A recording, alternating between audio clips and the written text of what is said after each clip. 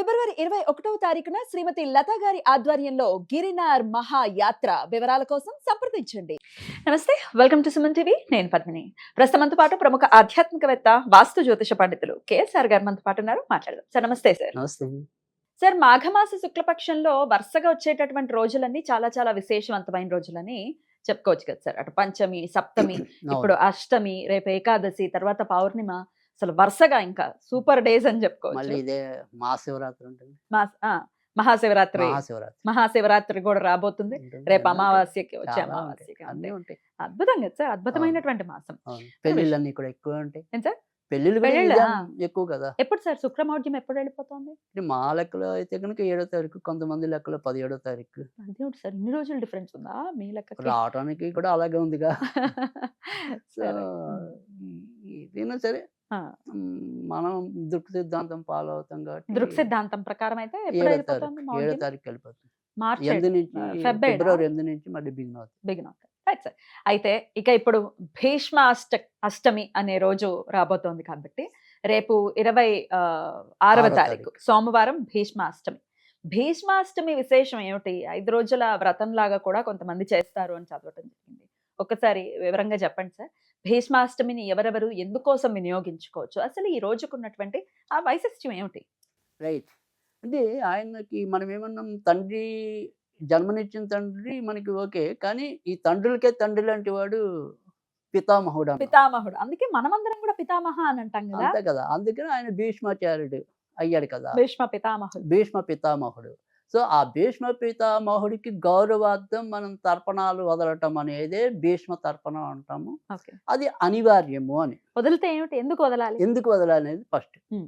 తర్వాత రెండోది వచ్చేప్పటికి ఏంటంటే, ఈ తర్పణాలు విడిగా మనం తర్పణాలు వదలటం అనేది ఎప్పుడైనా సరే తండ్రి లేక వాళ్ళే వదలాలి. అవును, అవును. సో అవి కూడా తిలలతో వదులుతాం మనం. కానీ ఈ భీష్మ తర్పణం అనే దానికి తండ్రి ఉన్నవాడు లేనివాడు అందరూ కూడా వదలగలిగినది ఇదొకటే, ఈ భీష్మ తర్పణం అనేది. సో ఎందుకు వదలాలి అంటే కనుక, మనం మన తండ్రికి ఎందుకు చేస్తాం? పితృదేవతల యొక్క అనుగ్రహం మనకి లభించడం కోసం చేస్తాం మనం పెద్దలకి.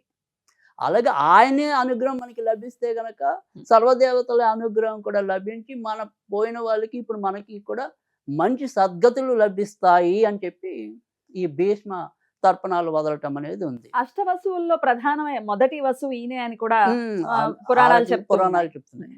తర్వాత రెండోది వచ్చేప్పటికి ఏంటంటే, పాపాలన్నింటినీ కూడా నశింపజేసేది గంగాదేవి అయితే గంగాదేవి తనయుడే ఈయన. అవునా?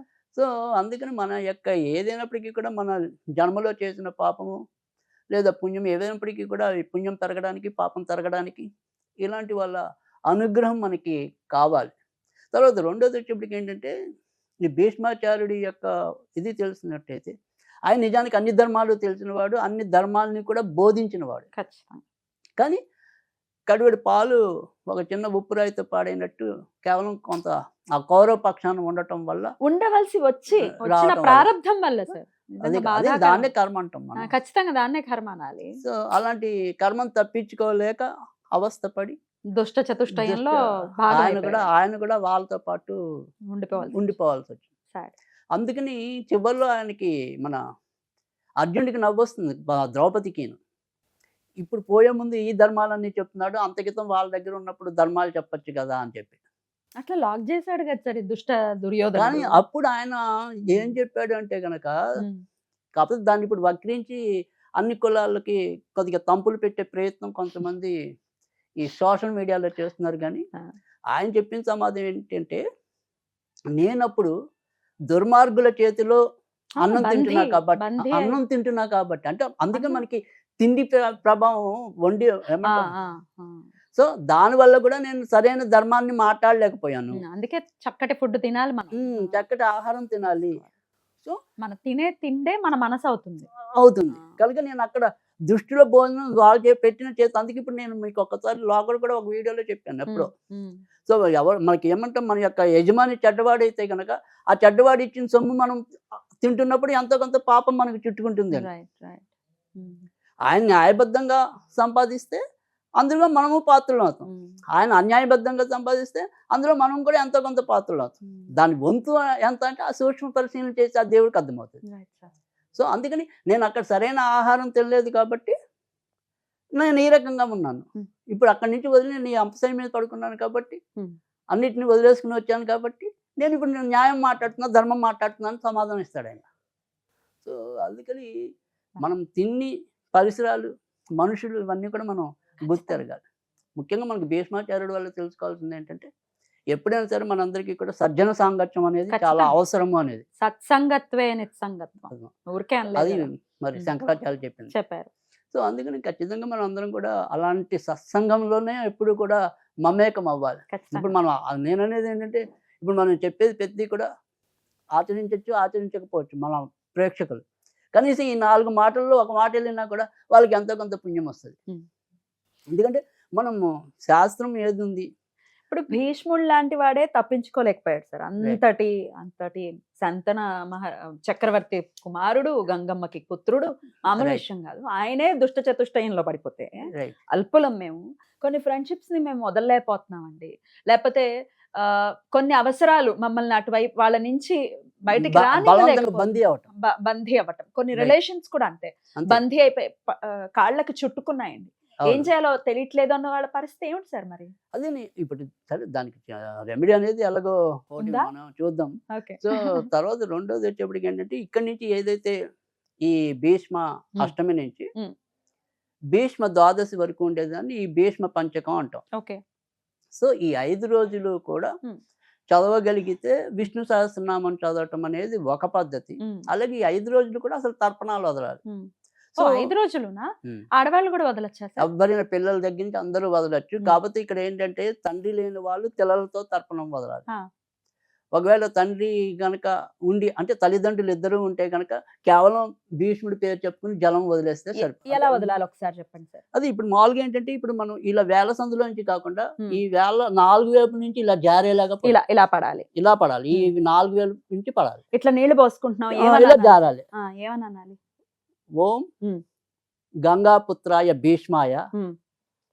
ఓం గంగాపుత్రాయ భీష్మాయ, ఓం గంగాపుత్రాయ భీష్మాయ, సత్యవాది జితేంద్రయ నమః, సత్యవాది సత్యవాది జితేంద్రయ నమః. జితేంద్రాయ నమః. రైట్. అంటే ఈయన ఎప్పుడు కూడా సత్యాన్ని పలుకుతాడు. జితేంద్రుడు అంటే ఆయన ఇచ్చామరణం కోరుకున్నవాడు, ఇంద్రియాలని జయించిన వాడు. జయించినవాడు. అసలు మామూలుగా అయితే ఇక్కడ కౌరవుల పక్షాన లేకపోతే ఆయన ఎప్పుడు కూడా సత్యవాదే. ఖచ్చితంగా.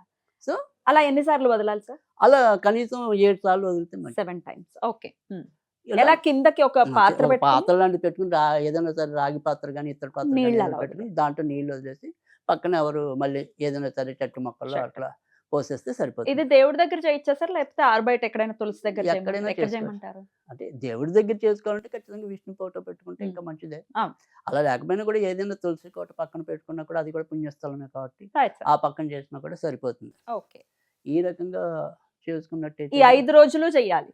చేస్తే మంచి పుణ్యం వస్తుంది. మనం ఒకవేళ మన పెద్దవాళ్ళు ఎవరైనా ఉన్నా కూడా వాళ్ళకి కూడా ఉత్తమ గతులు లభించడం అనేది ఉంటుంది. లేకపోయినా కూడా ఇప్పుడు మనందరం కూడా చేసినా కూడా అప్పుడు తెల్లలు వదలకూడదని చెప్పాను. ఖచ్చితంగా. పోయిన వాళ్ళు ఉంటే మటుకు చక్క నల్ల నువ్వులు వదులుకోవచ్చు. సేమ్ అందులోనే నువ్వులు పెడతాం, నీళ్లు అంటే వదులుతాం. ఇక్కడ అంతకితం ఏదో వీడియోలు అనుకుంటా ఒకరికి మీరేమో ముందే నువ్వులు తెచ్చుకోకూడదు. తెచ్చుకోకూడదు అన్నారు. ఎక్కడ పెట్టుకోవాలి ఇక్కడ నువ్వు? తెల్ల నువ్వులు అనేది ఎప్పుడు మన ఇంట్లో ఉండొచ్చు. ఓకే.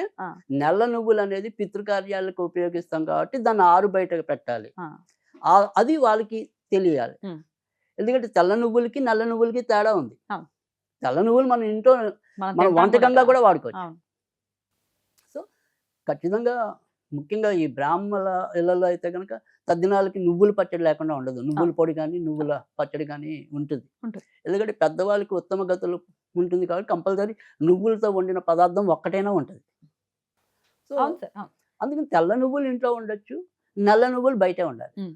ఆరు బయట పెట్టుకోండి, ఏదో ఒక ఏర్పాటు చేసుకోండి. చెప్పుల స్టాండ్ పక్కన ఇటు పక్కన పెట్టుకోవడం చేయండి తాత్కాలికంగా. అంతే.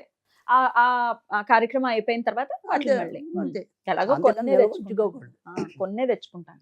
లేదు మీ దగ్గర ఎక్కువ ఉన్నాయనుకోండి, ఆ నల్ల నువ్వులు ఏదైనా సరే గుళ్ళో శివాలయం అలాంటి చోట నువ్వులతో వదిలేస్తే నీళ్లు అక్కడ పుణ్యం వస్తుంది.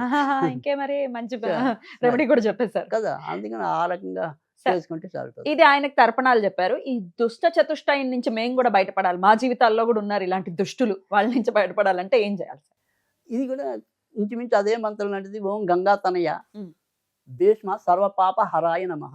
ఉమ్. ఓం గంగా తనయ భీష్మాయ సర్వపాప హరాయ నమః. ఓం గంగా తనయ సర్వపాప హరాయ నమః. భీష్మాయ మాయ సర్వపాప హరాయ నమః. భీష్మాయ సర్వపాప హరాయ నమః. ఓం గంగాతనాయ భీష్మాయ సర్వ పాప హరాయ నమః. హరాయ నమః అనుకుంటూ ఉండాలి. ఎన్నిసార్లు అనుకోవాలి సార్? ఇది 12 సార్లు చదివితే చాలు.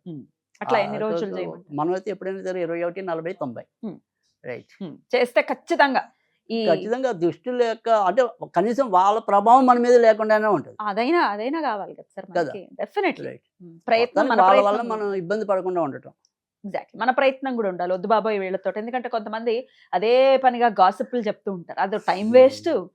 మెంటల్ గా మనం ఖచ్చితంగా సఫర్ అవుతున్నాం. ఎక్కడో ఒకటి కొంతమంది ఉంటాయి పేరుకి కదా అలాగ అంటారు. ఇప్పుడు మనం అంత చెప్తే అవునండి నాకు వాడు అలాగే అనిపిస్తాడు అంటారు. మళ్ళీ అన్నాడు అయ్యాక వాడు మొహం వాడితోనే తిరుగుతూ ఉంటారు. సార్. ఎగ్జాక్ట్లీ సో అలాంటి వాళ్ళు కూడా ఉంటారు మనకి. మనం అబ్జర్వ్ చేయాలి వాళ్ళ ప్రవృత్తి ఎలా ఉంది అనేది. So Right. కానీ ఎప్పుడైనా సరే చెడు చెడే కాబట్టి Hmm. ఆ చెడు నుంచి బయటపడటం అనేది మనందరికీ అవసరం. అవసరం ఖచ్చితంగా. చాలా చక్కగా వివరించారు సార్. ఈ ప్రత్యేకమైనటువంటి ఈ తిథిని వినియోగించుకుని అటు ఆ స్వామివారు అంటే పితామహులకి తర్పణం వదిలి మనం కూడా రుణం తీర్చుకోవాలి ఆయనది. ఖచ్చితంగా.